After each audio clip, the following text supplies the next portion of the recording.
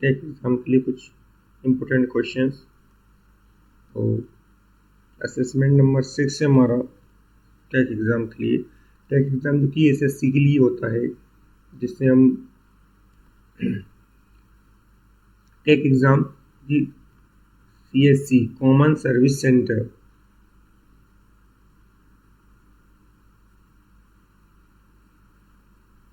Common service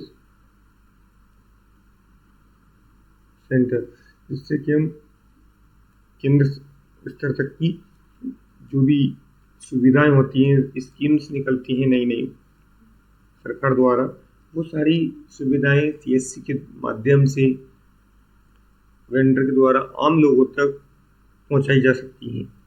तो take exam उसी के लिए होता है, जिसमें हमारा असेसमेंट नंबर 6 है अकाउंटिंग एंड बिजनेस रिपोर्टिंग। हमारा non-current assets includes tests which typically last for more than 1 year. गैर वर्तमान परिसंपत्तियों में खालिस्तान शामिल है जो आमतौर पर 1 वर्ष से अधिक समय तक रहता है। प्लांट, प्रॉपर्टी एंड एस्टेब्लिशमेंट, संयंत्र संपत्ति और स्थापना। प्लांट, प्रॉपर्टी एंड इक्विपमेंट्स, संयंत्र संपत्ति और उपकरण। पेंसेंट, प्रॉपर्टी, इक्विपमेंट, पेंकान, संपत्ति और उपकरण। प्लांट, प्रॉपर्टी, एक्सपेरिमेंट, संयंत्र संपत्ति, प्रयोग। तो देखो, संयंत्र और संपत्ति रहते हैं, प्रयोग नहीं रहते हैं। पेंकान, संपत्ति, उपकरण, पेंकान ये नहीं रहता है 1 वर्ष से अधिक समय तक।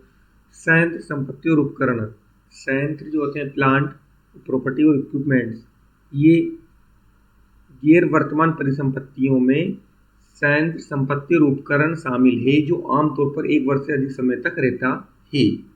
संयंत्र संपत्ति और स्थापना,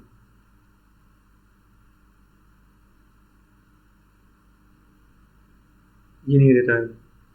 और second option is the right answer. Plant, property and equipments non-current assets includes plant, property and equipments which typically last for more than 1 year. संयंत्र संपत्ति और उपकरण वर्तमान परिसंपत्तियों में शामिल है जो आमतौर पर 1 वर्ष से अधिक समय तक रहते हैं।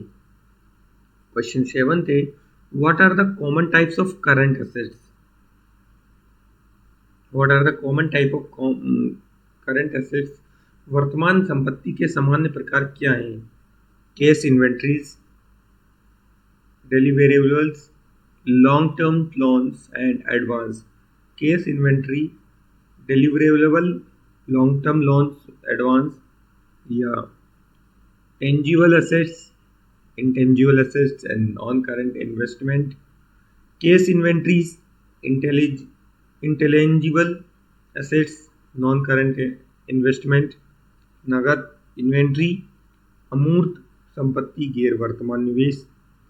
Case inventories, receivable, short term loans and advance.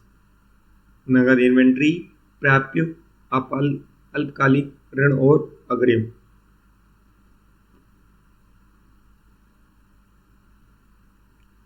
What are the common type of current assets? Current assets, common type के करंट एसेट्स कौन कौन से होते हैं? तो ये फोर्थ ऑप्शन है हमारा, case inventories, receivable, short term loans and advance, ये कॉमन टाइप के करंट एसेट्स होते हैं। वर्तमान संपत्ति के सामान्य प्रकार जो होते हैं, नगद, इन्वेंट्री, प्राप्य, अल्पकालिक ऋण और अग्रिम, ये होते हैं सामान्य प्रकार के संपत्ति के प्रकार।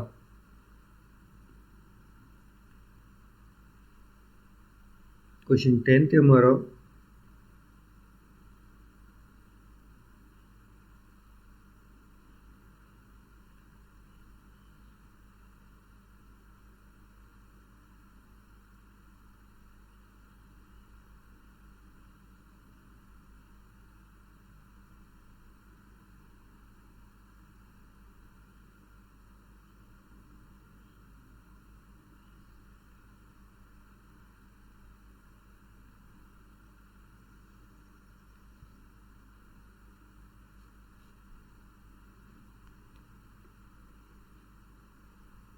क्वेश्चन 8 के हमारा this is the value of raw material held work in process and finished good held by the business।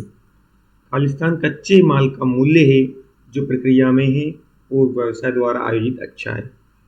Surplus revenues debentures and surplus. Khalistan कच्चे माल का मूल्य होता है।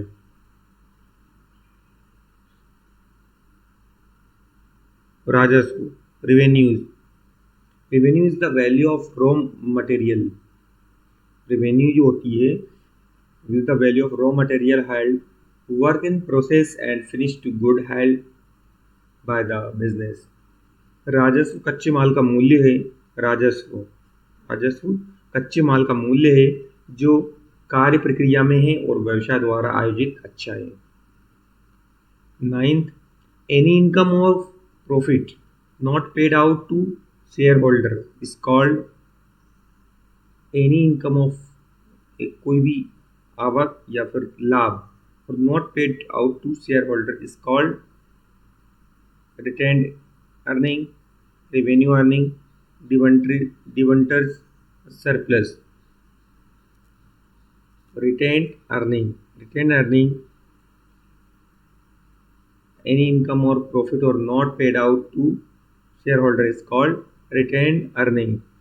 खालिस्तान शेयर धारकों को भुगतान नहीं की गई आय या लाभ को कहा जाता है प्रतिधारित कमाई जो होती है क्योंकि शेयर धारकों को भुगतान नहीं की गई आय या लाभ को कहा जाता है प्रतिधारित कमाई। क्वेश्चन 10 का हमारा dash is also called income statement. Dash is also called income statement. Khalistan को आय का विवरण भी कहा जाता है।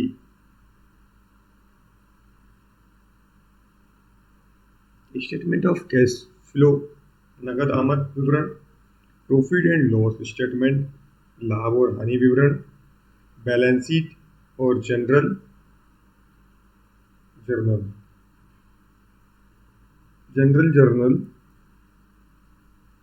हमारा है। Profit and loss statement is also called income statement. Profit and loss statement जो प्रॉफिट और लॉस का स्टेटमेंट जो होता है उसको ही क्यों कहा जाता है इनकम स्टेटमेंट। लाभ और हानि विवरण को ही आय विवरण कहा जाता है।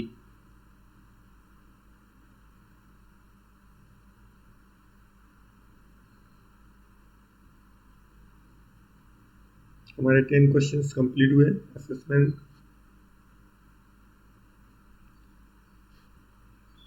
6th के मिलते हैं नेक्स्ट वीडियो में।